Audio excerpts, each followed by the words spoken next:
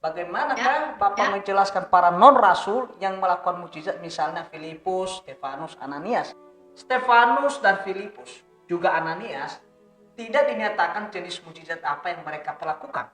Tidak pernah dinyatakan apakah mereka menyembuhkan orang tuli, orang buta, ya. Tidak ada jenis mukjizat yang mereka lakukan.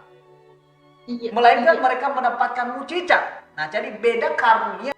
Mendapatkan karunia dengan mukjizat itu berbeda, hal yang berbeda. Sekalian membedakan dulu dalam dalam dalam benak kita atau dalam pikiran kita dulu, kita bedakan apa itu mukjizat, apa itu karunia melakukan mukjizat. Maka ada banyak orang salah paham terhadap saya, Pak Ars ini tidak percaya mukjizat. Bukan, saya percaya mukjizat. Sampai detik ini pun saya dengungkan saya percaya mukjizat. Tetapi saya tidak percaya masih ada karunia melakukan mukjizat. Jadi Stefanus dan Filipus juga Ananias tidak dinyatakan jenis mukjizat apa yang sudah mereka lakukan. Melainkan mereka mendapatkan mukjizat. Artinya Tuhan mendengar doa mereka. Sementara para nabi dan para rasul, dalam pandangan manusia mereka adalah pembuat mukjizat.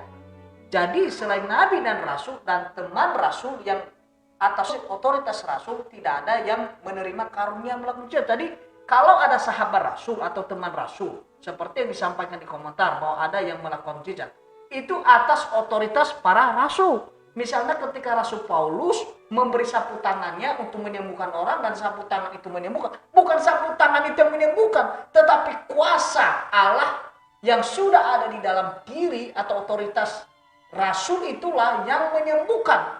Jangan nanti ada orang yang menemukan, wah, Rasul Paulus pakai sapu tangan, ada hamba Tuhan dia pakai sepatunya dan jemaatnya cium sepatunya supaya dia sembuh.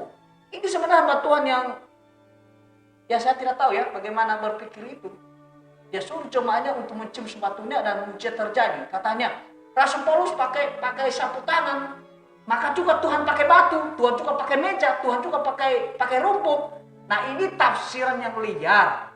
Ini tafsiran liar. Saya tidak tahu mereka sekolah teologi atau tidak. Nah, tetapi Alkitab mencatat iblis bisa melakukan mukjizat, bahkan memakai nama Yesus dan melakukan mukjizat atas nama Yesus. Sudah jelas tadi di atas. Jadi Stefanus, Filipus dan Ananias mereka menerima mukjizat. Ya, mereka menerima mukjizat. Karena ketika karunia melakukan mukjizat, dan sekalipun misalnya semisal mungkin mereka melakukan mukjizat atau mendapat karunia mukjizat, itu atas otoritas para rasul. Kalau misalnya mukjizat mereka lakukan itu tidak sesuai dengan kuasa yang diberikan Tuhan kepada para rasul, maka rasul-rasul itu pula yang akan menegur dan menasihati mereka. Jadi sekarang siapa yang menjadi standar kita? Tidak ada rasul, tidak ada nabi. Yang menegur siapa? Alkitab. Hanya orang yang bisa memahami Alkitab secara benar dan jelaslah yang menegur orang yang ajarannya salah.